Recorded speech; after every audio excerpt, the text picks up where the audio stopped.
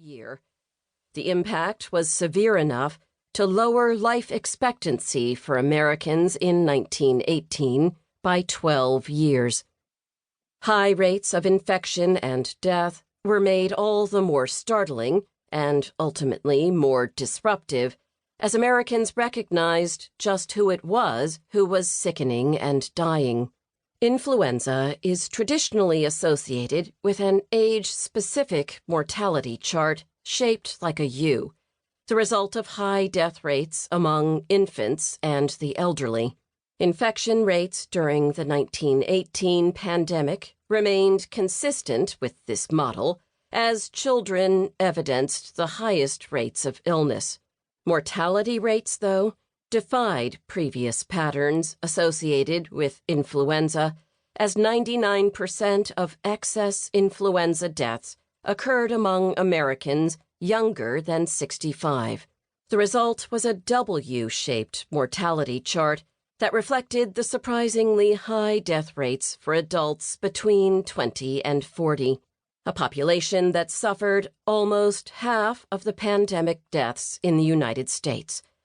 John Bristow's parents, my great-grandparents, were two of those victims. Oral histories offer up only fragments of my great-grandparents' story. John and Elizabeth Bristow were immigrants from Northern Ireland. Settling in Pittsburgh, John moved houses for a living. In 1905, their son John was born, and some years later, a younger brother, William, followed. Elizabeth had family living nearby when the epidemic struck. Beyond these simple details, threads of information too sparse to weave into a recognizable tapestry of their lives, little else is known. Did John and Elizabeth immigrate together, or did they meet in the United States? What had they left behind in Ireland, and what were their hopes for their lives in America? How did they imagine their children's futures? The contours of their lives and the facts of their deaths, as well as the consequences for John and William, are largely lost with the passage of time and memory. As my brother Jim, who through sheer coincidence named his children John and Elizabeth, suggested when I asked him to recount what he knew of our great-grandparents, I know nothing of them. My history starts with their dying in the flu epidemic of 1918. It was the desire to develop some understanding of what the Bristows might have experienced in those difficult days of 1918 that first motivated my research into the pandemic. This work soon led to a surprising discovery.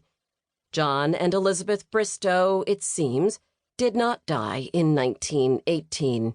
Both of their names appear in the 1920 census. Rather than succumbing to the second deadly wave of influenza in the fall of 1918, they were likely victims of the 1920 outbreak, which continued to show many of the epidemiological markings of the 1918 pandemic. The specific details of my family's experience of the influenza crisis are little clearer today than when I began this book, replaced by my broader purpose of constructing a social and cultural history of the influenza pandemic in the United States as a richer backdrop for understanding the experience of millions of Americans, some of them remembered as members of our families, others of them now nameless and faceless, whose lives were forever changed by this cataclysm. At a time when race, class, gender, region, age, religion, and other social identifiers shaped lives of great difference and disparity in this country, to imagine a comprehensive account of all Americans seems audacious at best, arrogant at worst. And yet it is precisely this diversity of experience that makes a fuller exploration of the pandemic both